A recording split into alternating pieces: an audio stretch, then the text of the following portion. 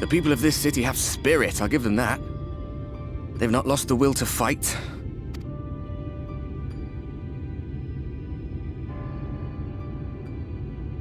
I can imagine how torn you must feel, looking at that sky, knowing what it means to everyone, and that you're responsible.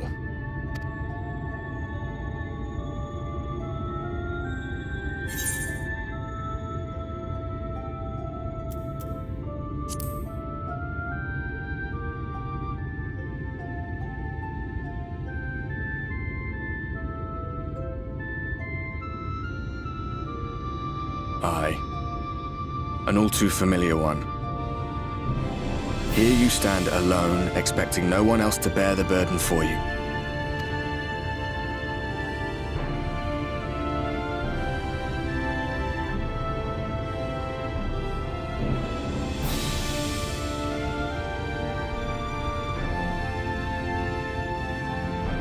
You're in a corner, and there doesn't seem to be any obvious way out. That doesn't mean it's over. However hopeless it seems, you haven't lost yet.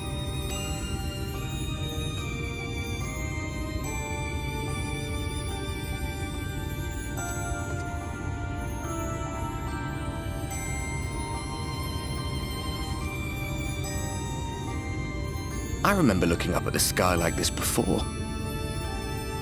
Being caught up in a strange kind of calm. It was after we realized we were responsible for the flood, when we resolved to journey to the source by taking our own lives. One last sacrifice, one last fight, one last failure. And then the Oracle appeared and, well, you know the rest. There were times in the years and decades that followed when I wondered if we might not have been better off just letting the rejoining happen.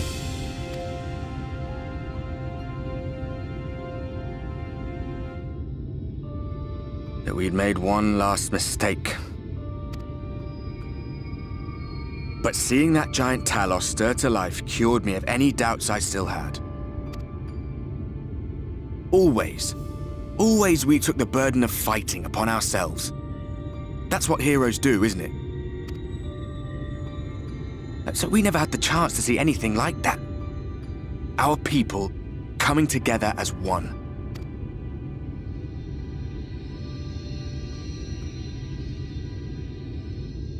To think that their hope still burned so bright.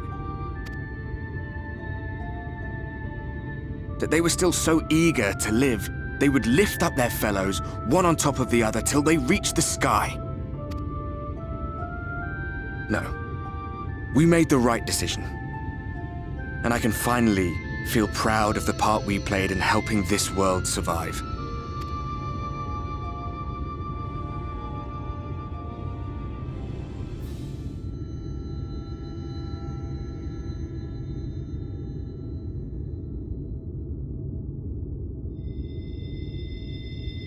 Well, come on then.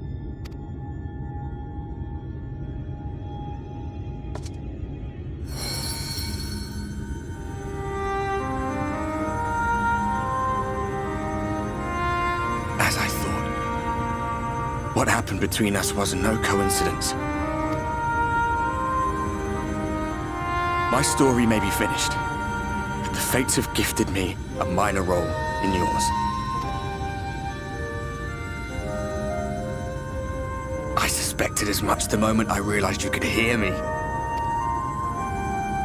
But it's hard not to doubt yourself when you're the man who caused the flood.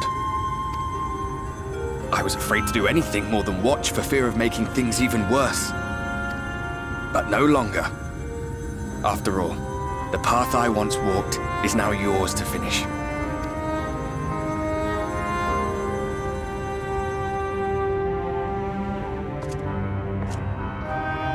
For what it's worth, I cast my lot with yours. If you need a push, I'll be right there behind you. If you lose control, I'll do my best to stop you. So, Let us be about it, hero.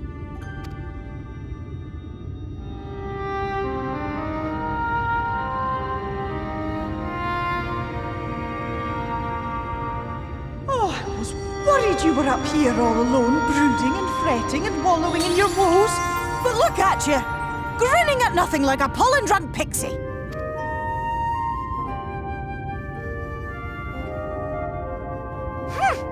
Look at what you've done to your ether. It's a mess. And you have cracks running all through that pretty soul of yours. My poor little sapling. Whatever am I to do with you?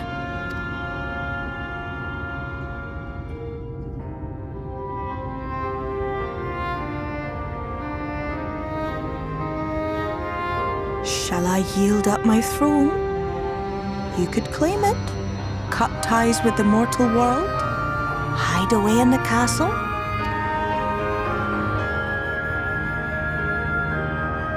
It won't fix the problem, but would it really matter? If any pesky heroes come calling with steel and magic, all of Il Meg will rise up in your defense.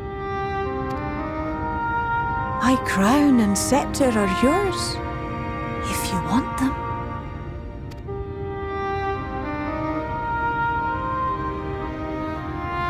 What? Don't give me that look. Of course I knew before I asked that you'd never ever heed such a wicked suggestion. And besides, what would become of my precious and ephemeral flower?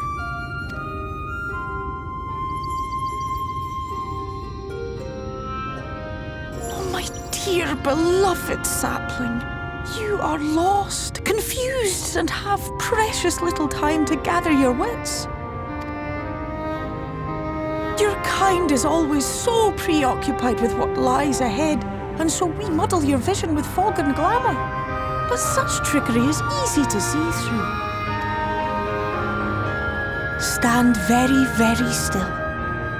Think not of where you need to go, but where you are right now at this moment, at this time, in this place.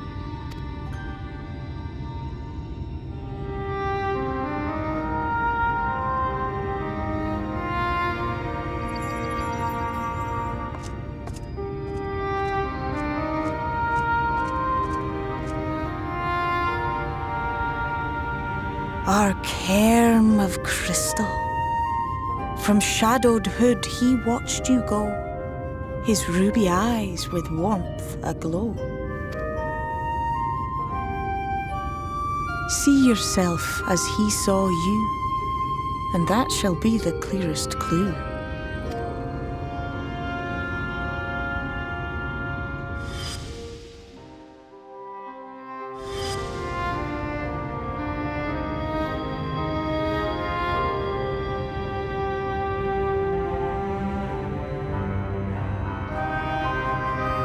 You stand in his garden, dear sapling. Ask his flowers what they know, and you will surely find an answer. But what will you do with it, I wonder? I'll be watching and waiting, waiting and watching.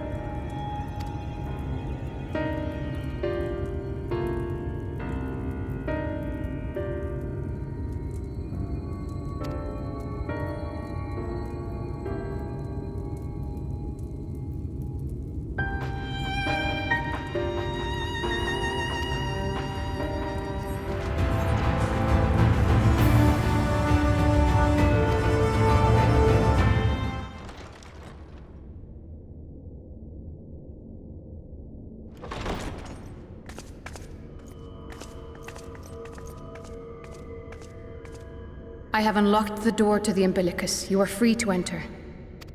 Once you have what you require, I'll see it sealed once more. Until then, I will remain without.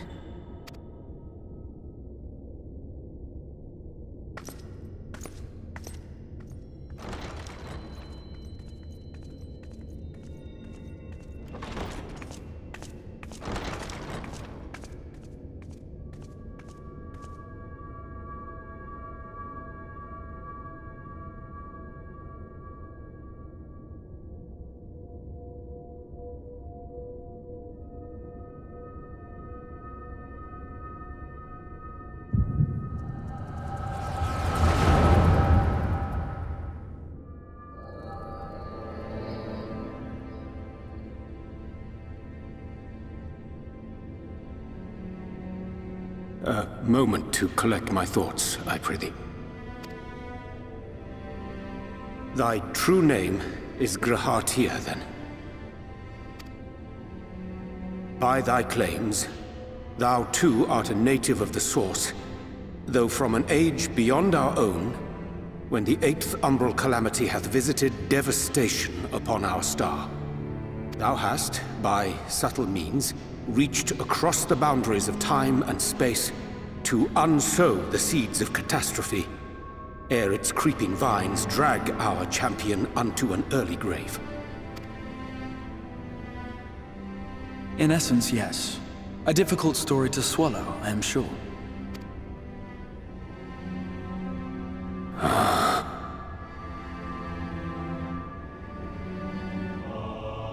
I doubt not the veracity of thy words, not the account of thy coming, nor that of the fated calamity. Yet my mind straineth still to apprehend the enormity of this tale. Wouldst thou favor me with a gradual unfolding of its chapters? Certainly. But where to begin? I should start with those great minds who survived the calamity. Sid Garland being perhaps the greatest. In hopes of staying the unending tides of war, he and his fellows pursued all manner of possible solutions. One of these was rooted in a theory which unified several fundamental principles discovered over the course of the Warrior of Light's adventures. It proposed a method by which one could enter the river of time, traverse the rift, and leap between worlds. Perfecting that idea, however, was a work which consumed their lifetimes, and thus was it left to future generations to decide whether theory would be put into practice. But all the while, the world continued to burn. Hope was a feeble outpost, beset on all sides by thievery and misery and murder. People cried out in despair, "There is no hope! We are finished! Mankind is finished!" Then others raised their voices in answer. Though we be beyond salvation, those who came before may yet be saved. We will forge a crossroads and pave the way for a different future. By the wisdom of our forebears, we will prevent this calamity from ever having come to pass.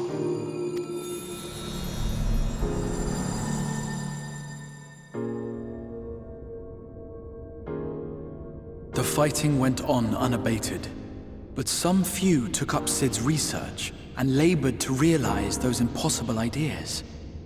After 2 centuries of labor, their descendants finally succeeded in awakening the Crystal Tower, an integral part of the process, and, in doing so, roused its caretaker, me.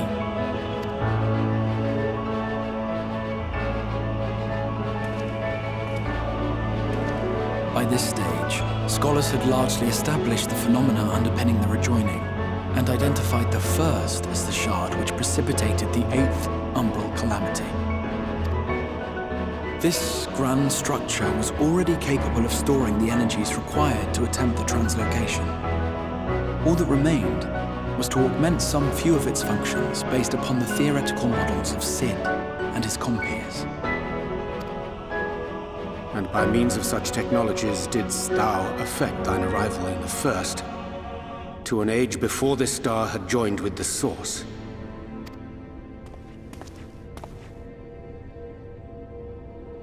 Some while before, as it turned out.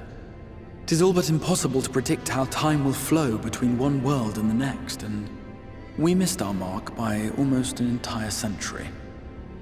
But this only worked in our favor. The Sin Eaters could not be defeated without the blessing of light, and summoning the only woman who might stand a chance against them would require decades of preparation.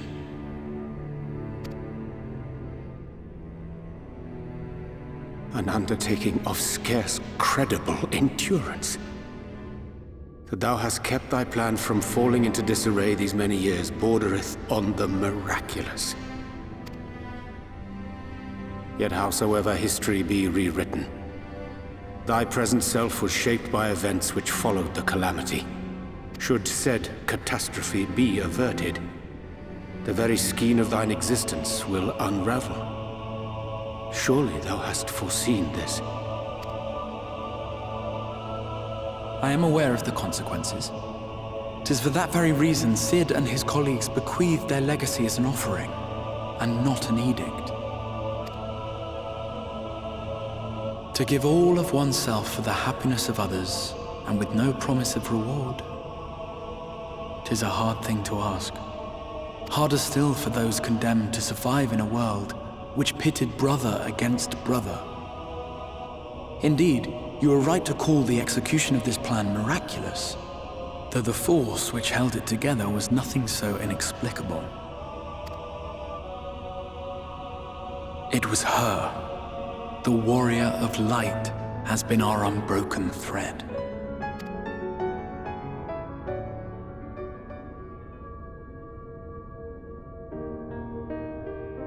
Where others would stumble and fall, she would rise above. Where others would break and run, she would carry on. The warrior of light's tale is one of unyielding bravery. To tell it was to feel courage. To hear it was to feel hope. It was a breath of inspiration in an age of suffocating shadow.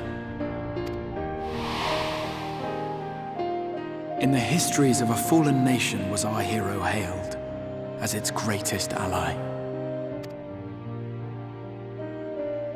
In the time-worn pages of a noble's memoirs were her deeds joyously retold. For many, these stories were the flame which warmed them through the coldest of nights.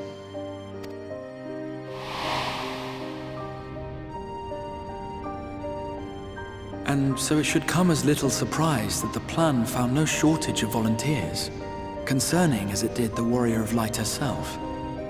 It was their chance to add their own verse to the hero's saga. She was the lodestar that brought them all together, to send their final message back through time and space to her.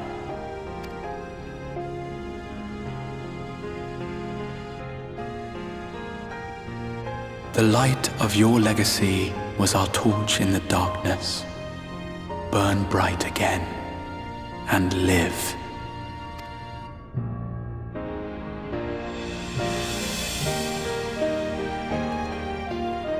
I am merely the bearer of that wish, come to ensure it is safely delivered.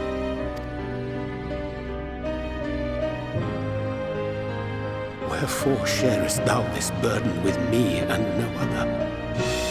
What wouldst thou have me say? That you will be my accomplice? 'Twas you yourself who convinced me of your suitability when you spoke of how you learned of the Flood and of your part in arranging Minfilia's journey to the First. Your actions showed uncommon resolve. 'Twas clear you were committed to the cause of saving this world. I knew I could trust you to choose the right path forward, even if that choice came with a heavy price.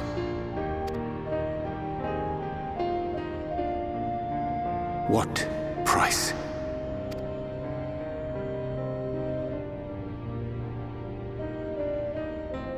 When all is said and done, and the last of the Light Wardens lies slain, I will absorb their corrupted ether, and then I will die. Knowing what I know of your companions, not to mention your champion, they will try to stop me. But in saving one, they would save none. Therefore, I implore you to aid me in concealing my identity and ensuring this tale ends as it must. To this end, I would have you take what I have told you of the Calamity and make of it a portent, a prophetic vision you beheld in the swirling chaos of the Rift.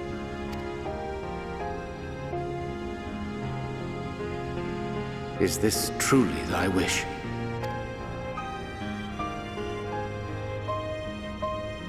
History remembered the Warrior of Light, as I knew it would.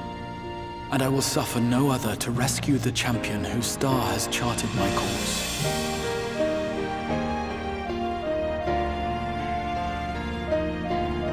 I will see this tale to a happy end, my friend. There has been enough tragedy.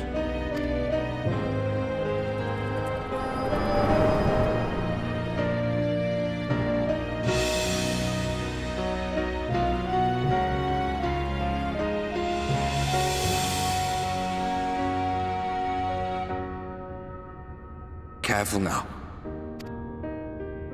If you lose control again, the light could claim you for good. Although it's probably only a matter of time before you succumb to the change in any case.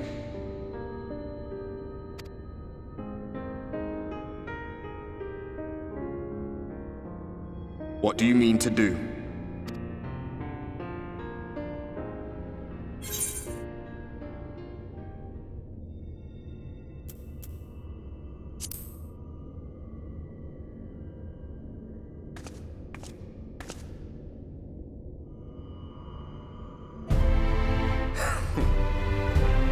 We should be on our way. Dacian mentioned the Tempest, did he not? That's the stormy seas around Calusia to you. His lair must be down there somewhere, hidden beneath the waves.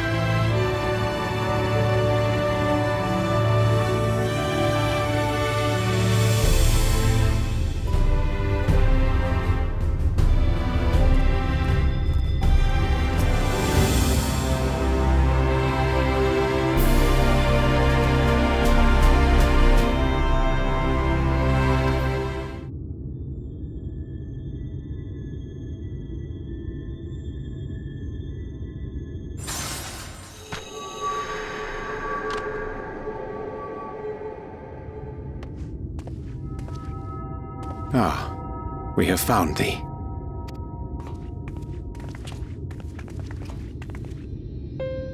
Word reached us of thy recovery, and thus did we gather with all haste. Ah. By thy looks I gather thou hast gleaned that which I came to tell thee. Urianger has shared everything with us. The Exarch's true identity and purpose.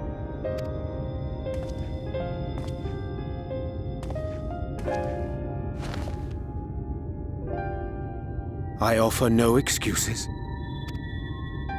When I agreed to aid the Exarch with his plans, 'twas in full acceptance of the condemnation I would face when my duplicity was laid bare. Yet it is not rancor, but resolve that I sense in thee. Thou art fully intent upon walking thy path to its end, art thou not? If thou canst forgive my deception, or, failing that, set aside thy displeasure for a time, I do beg leave to follow thee. What strength and wisdom I possess are thine to command.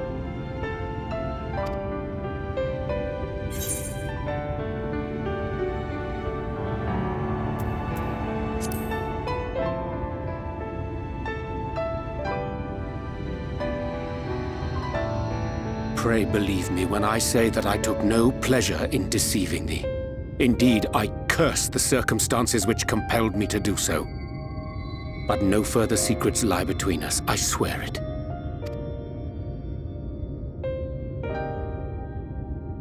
I'm sorry, but I don't think this is a good idea.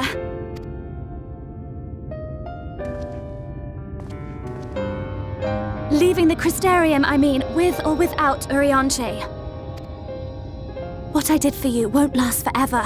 There's no telling when the light will break free again. Please, you must stay here, at least for a little while longer. We will find a way to cure this, I promise you. How can you make promises? We don't even know where to start.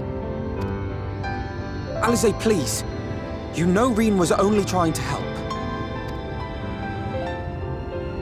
Of course I know! I know only too well! But making promises you have no way of keeping is not a kindness. It's a lie. Plain and simple. We've all searched high and low for an answer, and every one of us came back empty-handed. I am not about to stand in her way now. Not after failing her in her hour of need. No, the least we can do is...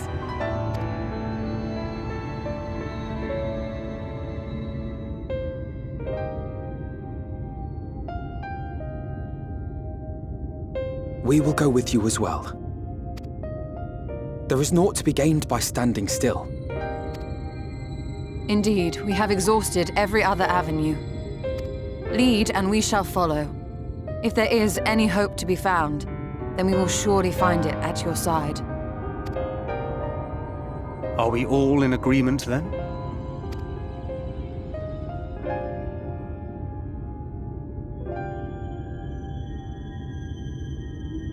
Is there aught we can do to help?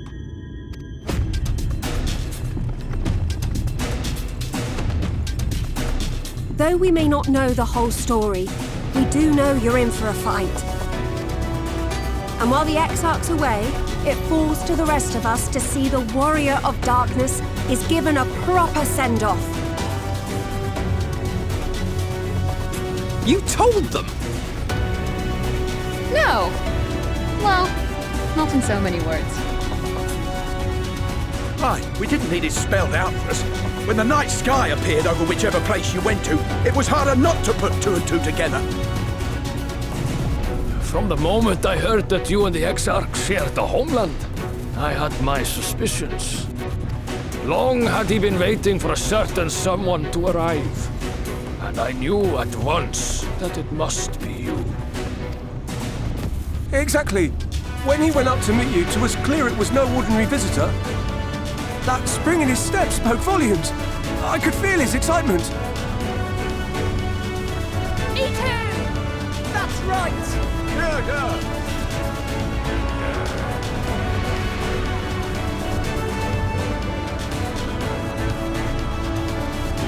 We do not fully understand where you or the Exarch hail from, or why you've all done so much to protect us. But we are deeply grateful nonetheless. So, if there is anything at all we might do to aid your journey, you need only name it. What would you have of us?